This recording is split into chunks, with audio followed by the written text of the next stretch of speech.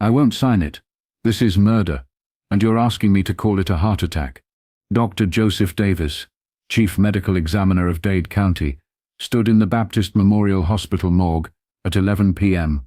on August 16, 1977, holding Elvis Presley's preliminary autopsy report. Across from him, 3 men in suits, one from the Tennessee state government, one from the Memphis police, and one whose affiliation was never identified, waited for him to sign a death certificate that contained exactly 11 words: cardiac arrhythmia due to undetermined heartbeat irregularity, death by natural causes. The problem? Elvis Presley's body contained enough drugs to kill 3 men. His colon contained 35 pounds of impacted feces. His heart was twice the normal size, and there were fresh needle marks between his toes where someone had injected him after he lost consciousness. Dr. Davis was brought in as an independent consultant because the Shelby County medical examiner, Dr. Jerry Francisco, had already signed 1 death certificate at 3:30 p.m. before the autopsy was even complete. That certificate was destroyed when the toxicology results came back. A second certificate was created at 7 p.m. That one was destroyed when someone noticed it mentioned polypharmacy, multiple drugs. Now they wanted a third certificate, one that would let Elvis Presley die as the king, not as another celebrity overdose. What Dr. Davis said next would cost him his career, make him the target of death threats, and take 17 years to be proven right. Gentleman, Elvis Presley was murdered. Maybe not intentionally, but murdered nonetheless. And I have proof. August 16, 1977. 2:30 p.m. The body arrives. Elvis was pronounced dead at 3:30 p.m. But he'd been found at 2:30 p.m. by Ginger Alden. The first hour, critical for any investigation, was lost to attempts at resuscitation that multiple witnesses said never really happened. He was cold when I found him. Ginger would later testify. His face was purple. He'd been dead for hours. But the official timeline said he died at 3:30 p.m. Dr. Jerry Francisco arrived at Baptist Memorial to perform the autopsy. But when he saw the body, he immediately called for help. "This is going to be complicated," he told his assistant. "Get me outside consultants, people who don't work for Memphis." Why? Because what he saw didn't match a heart attack. The autopsy begins. 4 p.m. The autopsy of Elvis Presley should have taken 2 hours. It took 7. Why? Because they kept finding things that shouldn't be there. Fresh injection marks between his toes. Older injection marks covered with makeup. A colon so impacted it had pressed against other organs. A heart enlarged to nearly twice normal size. Liver damage consistent with chronic drug abuse. Fresh bruises on his arms suggesting he'd been held down. Dr. Eric Muirhead, Chief of Pathology, took notes that were supposed to be destroyed but survived. Patient shows signs of chronic drug abuse spanning years. Multiple injection sites. Probable tolerance requiring massive doses for effect. Death appears to be respiratory failure due to drug overdose, complicated by severe chronic constipation causing vagal nerve stimulation. Translation: the drugs killed him, but the 35 pounds of impacted feces in his colon might have triggered the final crisis. 6 p.m. The first call from Graceland. Vernon Presley called the hospital directly. "Doctor, my boy had a bad heart. His mama had a bad heart. That's what killed him, right?" "Mr. Presley, we're still examining. It was his heart." "I'm his father. I'm telling you it was his heart." Dr. Francisco understood. This wasn't a question. It was an instruction. 7 p.m. The toxicology results. The preliminary toxicology came back faster than usual. Someone had rushed it. The results were staggering. Codeine 10 times the therapeutic dose. Morphine, metabolite of codeine, toxic levels. Quaaludes, 5 times therapeutic dose. Valium 3 times therapeutic dose. Demerol, recent injection, high levels, plus 10 other drugs in varying amounts. Dr. Davis, who'd been brought in from Florida, looked at the results. This is either suicide or homicide. No one accidentally takes this combination. That's when the men in suits arrived. 8 p.m. The meeting. The meeting took place in the hospital administrator's office. Present were Dr. Francisco, Shelby County Me, Dr. Davis, outside consultant, Dr. Muirhead, Chief of Pathology, Three unidentified men in suits.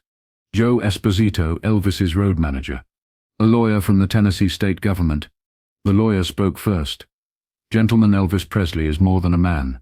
He's an industry. Memphis's economy depends on him. If he died of a drug overdose, it destroys his legacy, damages the city, and hurts millions of fans. Dr. Davis responded. He did die of an overdose. That's medical fact. Facts can be interpreted differently. 14 drugs in his system can't be interpreted as natural causes. Joe Esposito interjected. Elvis had prescriptions for everything, from multiple doctors who didn't know about each other. That's not medical treatment. That's drug dealing with a medical license. One of the suited men, who never identified himself, said, Dr. Davis, you're from Florida. You don't understand what Elvis means to Memphis. I understand what truth means to medicine. 9 p.m. The second autopsy. This is where it gets strange. A second autopsy was performed, not a continuation, a second one. Dr. Davis was excluded. Only Dr. Francisco and one assistant performed it. No photos were taken, or they were destroyed. The findings were never recorded, or the records disappeared. When Dr. Francisco emerged, he had a new conclusion: cardiac arrhythmia, natural causes. Dr. Muirhead objected. Jerry, that's not what we found. It's what I found in the second examination. What second examination? You can't autopsy a body twice and get different results. I'm the chief medical examiner. This is my conclusion. 10 p.m. The Baptist Hospital bathroom. Dr. Davis went to the bathroom to think. There he found something that changed everything. Dr. Nick George Nicopoulos injecting himself with Demerol. Dr. Nick. Nick spun around, needle in hand. It's B12, for energy. That's Demerol. I can see the label. Nick's face went white. You don't understand. I have chronic pain. You were Elvis's doctor. I tried to help him by giving him the drugs that killed him. Nick broke down. You don't understand. If I didn't give them to him, he'd get them from someone else. At least I could monitor the doses. Monitor. He had 14 drugs in his system. He had tolerance. What would kill you or me just made him functional. Functional. He's dead. Nick said something then that Davis never forgot. He's been dead for years. We just kept the body walking. 11 p.m. The confrontation. Back in the administrator's office, Dr. Davis made his stand. I won't sign a false death certificate. The man in the suit, who never identified himself, said, Dr. Davis, you have a successful practice in Florida, a family, a reputation. Are you threatening me? I'm stating facts, just like you are. My fact is that Elvis Presley died of polypharmacy, multiple drugs given by multiple doctors in fatal combination. Your fact could destroy Memphis. Your lie could destroy medicine. Dr. Francisco tried to mediate. Joseph, what if we compromise? Cardiac arrhythmia associated with prescription drug use. That's still a lie. The drugs killed him. The heart stopped because the drugs stopped it. Joe Esposito pulled out a checkbook. Dr. Davis, what if Elvis Presley's estate made a donation to your research? Are you trying to bribe me? I'm trying to find a solution.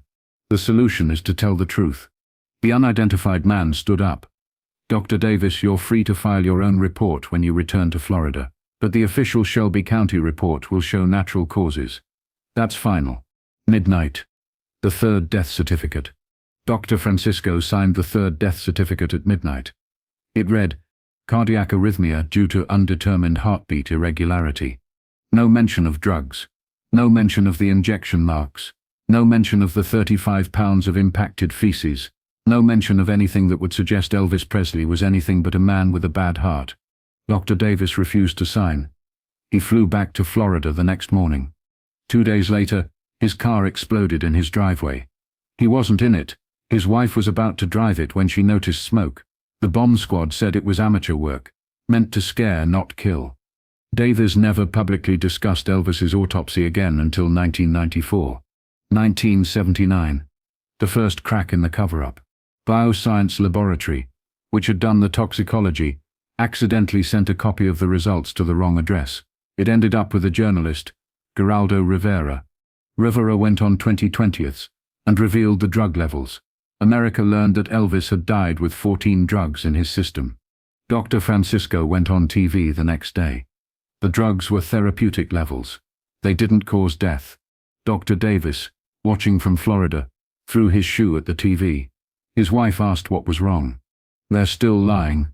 Therapeutic levels don't kill people. Why don't you say something?"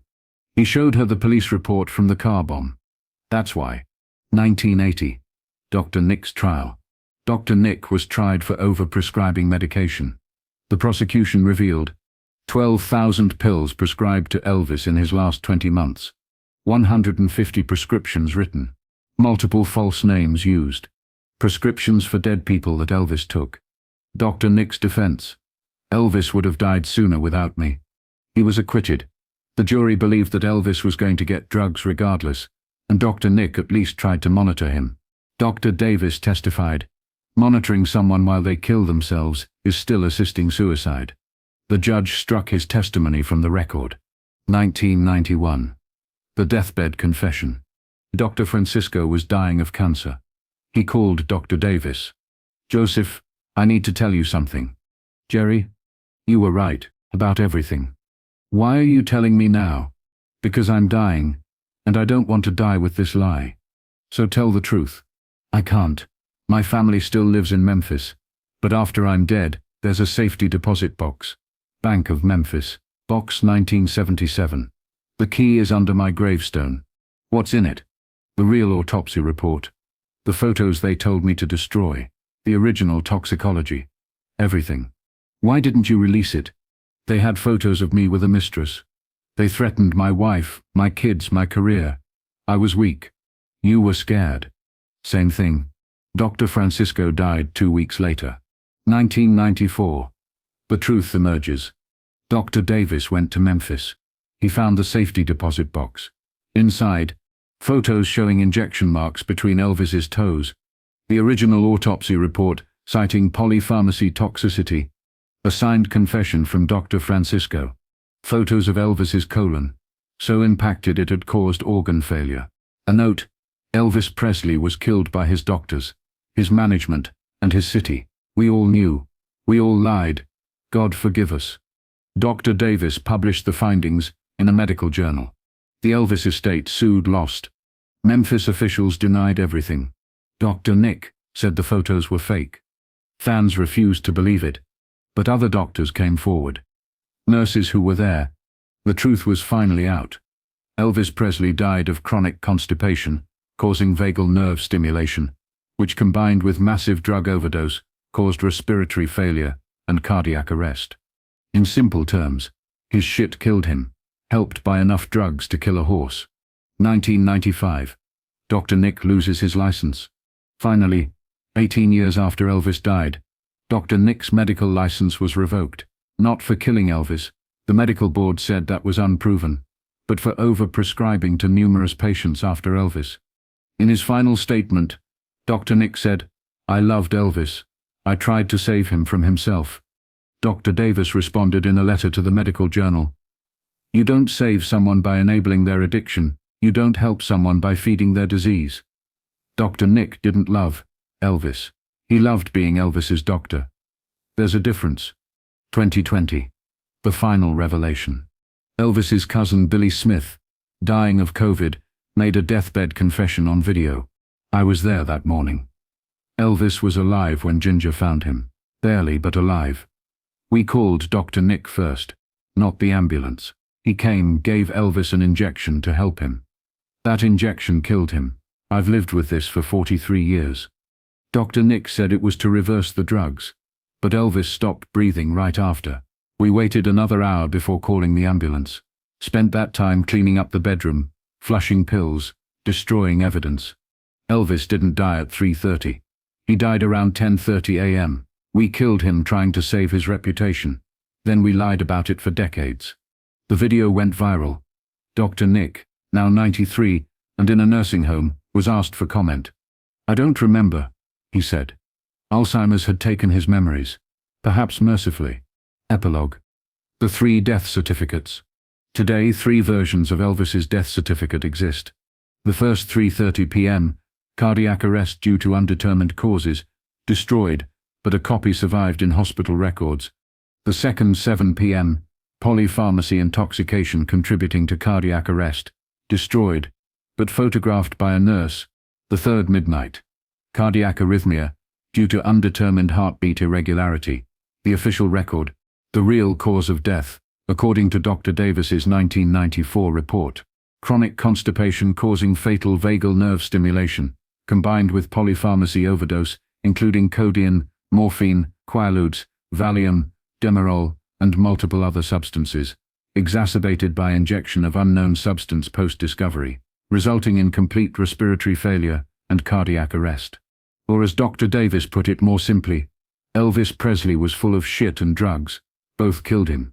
Memphis was full of shit too, but almost killed the truth. The truth took 17 years to emerge. By then Elvis had become a legend, Memphis had become Graceland's gift shop, and Dr. Nick had become a cautionary tale. But the death certificate still reads natural causes, because in Memphis, even death can be negotiated. Even truth has a price. And Elvis Presley's death was worth too much to let him die honestly. Subscribe for more suppressed truths from music history.